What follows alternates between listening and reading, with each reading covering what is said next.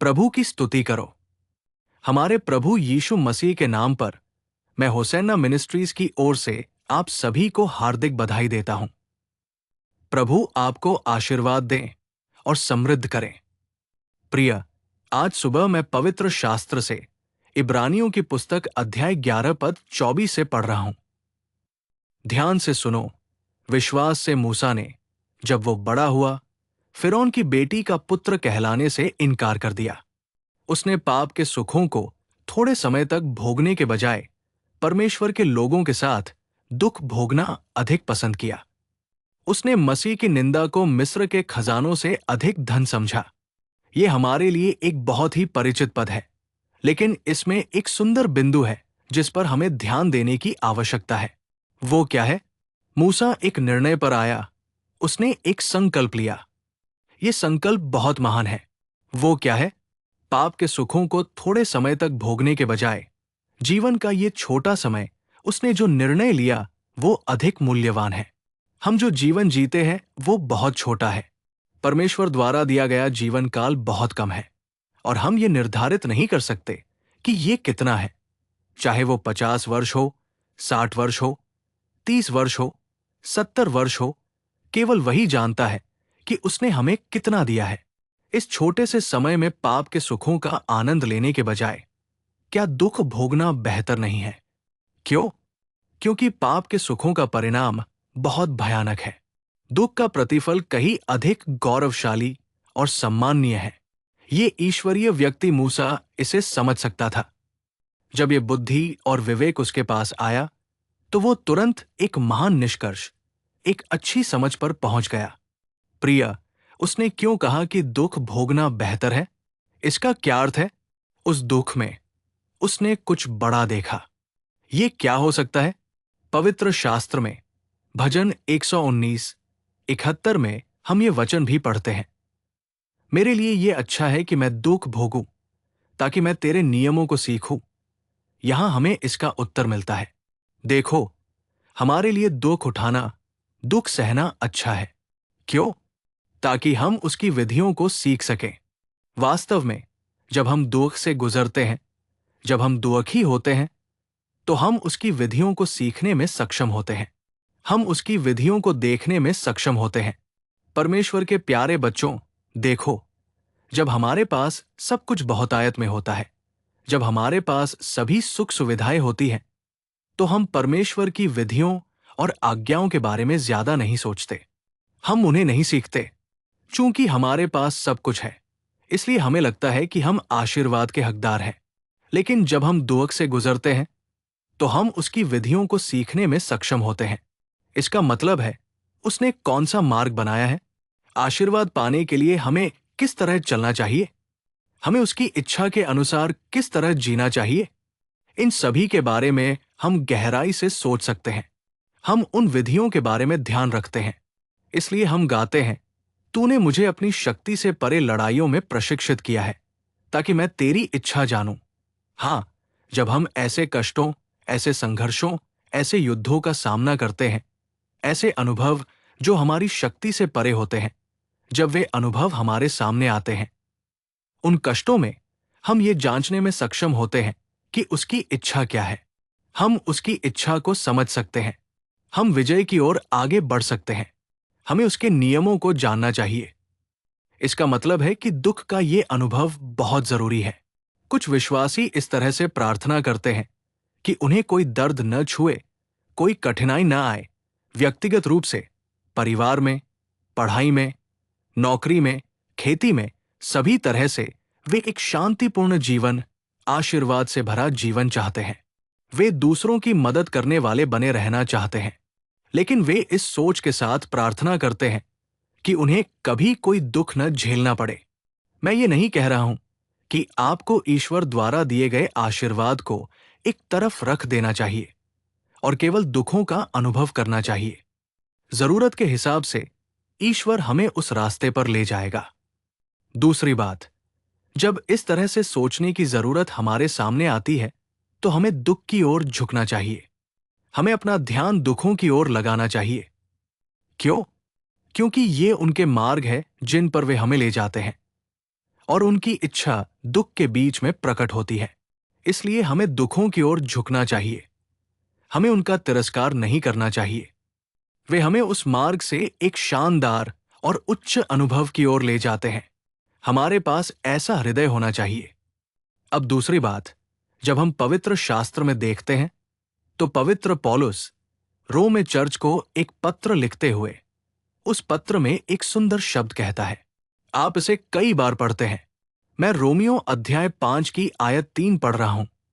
क्लेश धैर्य उत्पन्न करता है। इस तीसरी आयत में हमें जो देखना चाहिए वो ये है कि क्लेश धैर्य उत्पन्न करता है। सुनो, उसने क्यों कहा कि दुख अच्छा है? क्योंकि धैर्य के साथ जीने के लिए, धैर्य रखने के लिए हमें इसका अनुभव करना चाहिए। अगर मैं एक आस्तिक के रूप में धैर्य के साथ बिना दुख के जीना चाहता हूं तो मैं धैर्य कैसे प्राप्त कर सकता हूं? बिना युद्ध के विजय कैसे हो सकती है? बिना बादल के बारिश कैसे हो सकती है? बिना सूरज के प्रकाश कैसे हो सकता है? बिना लहरों के समुद्र कैसे हो सकता है? इसलिए जब ये दुख हमारे पास आता है तो ये धैर्य के लिए जगह देता है। देखो, कुछ लोग, चाहे वे कितने भी दुख में बढ़ जाएं, चाहे वे कितने भी कुचले जाएं, उस धैर्य के कारण वे ईश्वर के महान कार्यों को देखने में सक्षम होते हैं। लेकिन कुछ लोगों के लिए वो धैर्य उनके पास भी नहीं दिखाई देता। जब कोई व्यक्ति पीड़ित होता है तो उन दुखों में धैर्य होता है, सुख सुविधाओं में नहीं, समृद्धि में नहीं, आराम में नहीं। यदि कोई आराम में रहता है तो धैर्य कहाँ रहेगा? धैर्य के लिए क्या स्थान है? जब बहुतायत में रहता है तो धैर्य के लिए क्या स्थान है? धैर्य किसी चीज के साथ जोड़ा जाता है, किसी चीज के साथ जुड़ा होता है, वह है दुख। धैर्य की जरूरत केवल दुख में होती है। इसलिए यदि मैं धैर्यवान व्यक्ति बनना चाहता हूं, धैर्य नामक अनुभव प्राप्त करना चाहता हूं, तो हमें अनिवार्य रूप से दुख नामक मार्ग चुनना होगा। हमारे सामने कोई समाधान आ सकता है, मदद करने वाले लोग हमारे सामने खड़े हो सकते हैं, कई लोग हमें सांत्वना दे सकते हैं, हमें प्रोत्साहित कर सकते हैं और हमारा हाथ थाम कर हमारा नेतृत्व कर सकते हैं। लेकिन अगर हम दुख को गले लगाते हैं और दुख के उस रास्ते पर चलते हैं तो ये कितना अच्छा है, क्योंकि ये हमें धैर्य नामक एक नए आशीर्वाद से परिचित कराता है। हम इब्रानियों की पुस्तक में अपने पूर्वजों के बारे में पढ़ते हैं। उन्हें यातनाएं दी गई, फिर भी उन्हें मुक्ति नहीं मिली। इसमें कहा गया है कि उन्हें 2 टुकड़ों में चीर दिया गया। क्यों? क्योंकि उन कष्टों में वे धैर्य नामक अनुभव के साथ रहते थे। दुख का मार्ग हमें धैर्य नामक मित्र से परिचित कराता है। हमें इस परिचय की आवश्यकता है। अगर मैं ऐसा व्यक्ति बनना चाहता हूं जिसके पास ये आशीर्वाद, ये उपहार है, तो मुझे इस दुख को तुच्छ नहीं समझना चाहिए। मुझे इसकी अपेक्षा करनी चाहिए। हमें इस दुख को त्यागना नहीं चाहिए। हमें ये नहीं कहना चाहिए, मुझे दुख नहीं मिलना चाहिए, मुझे दुख नहीं होना चाहिए, मुझे दुख की आवश्यकता नहीं है। इसलिए पहली बात यह है कि यह दुख हमें उसकी विधियां सिखाता है। दूसरी बात, यह दुख हमें धैर्य प्रदान करता है। मैं आपको एक और शब्द याद दिलाऊंगा। पवित्र पतरस द्वारा लिखे गए पहले पत्र में पहले अध्याय के 7वें पद में हम एक सुंदर वचन पढ़ते हैं। क्या नाश होने वाला सोना अग्नि परीक्षाओं से शुद्ध नहीं होता? उससे अधिक मूल्यवान तुम्हारा विश्वास है, जो इन परीक्षाओं या कष्टों के द्वारा परखा जाकर यीशु मसीह के प्रकट होने पर प्रशंसा, आदर और महिमा का कारण ठहरे। प्रियजनों, उन्होंने इस पद को कितनी स्पष्टता और अनुभवात्मकता से लिखा है। क्या आप पीड़ित हो रहे हैं? क्या आप कष्ट के अधीन हो रहे हैं?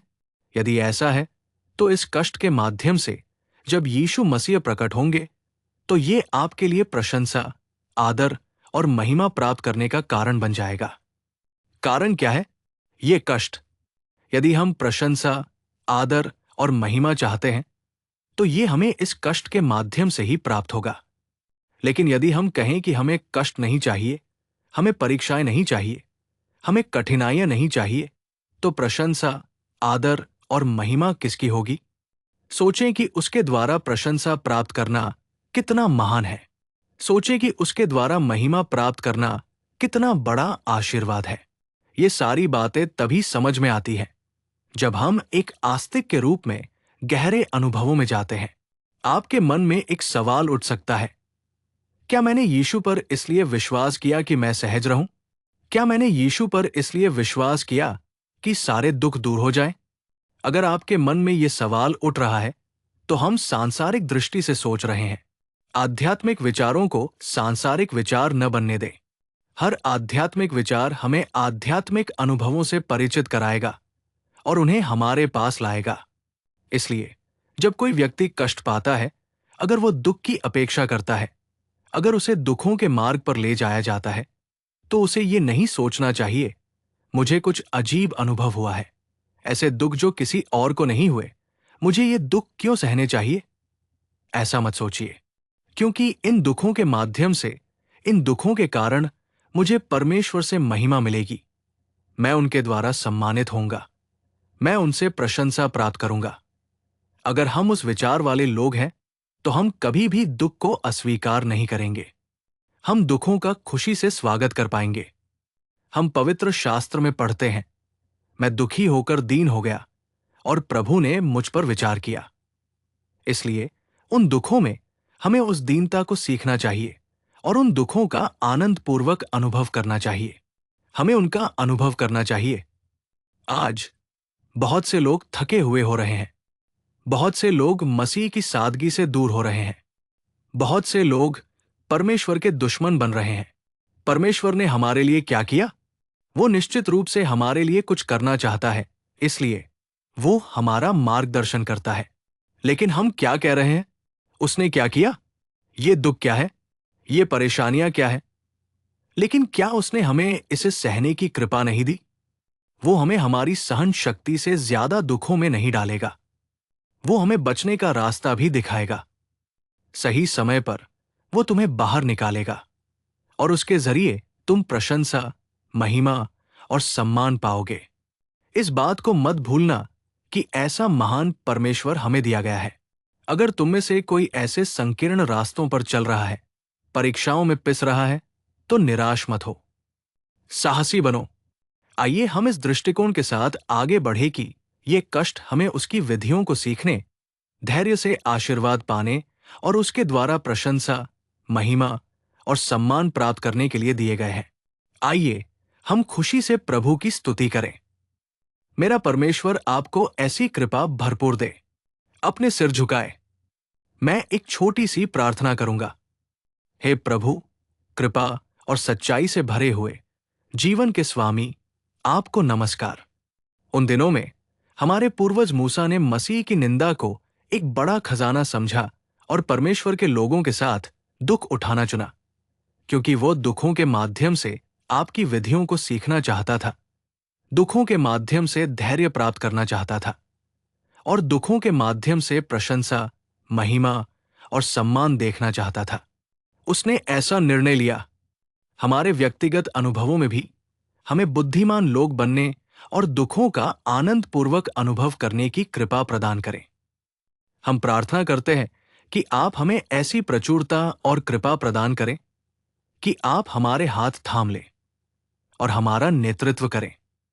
अपने आप को आपके हाथों में सौंपते हुए हम यीशु के नाम पर प्रार्थना और विनती करते हैं। पिता, आमीन, आमीन।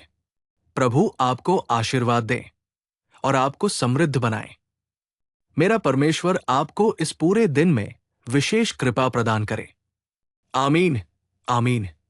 ऐसे दैनिक अनुग्रह से भरे संदेशों और अधिक आध्यात्मिक संदेशों के लिए हमारे YouTube चैनल को सब्सक्राइब करें।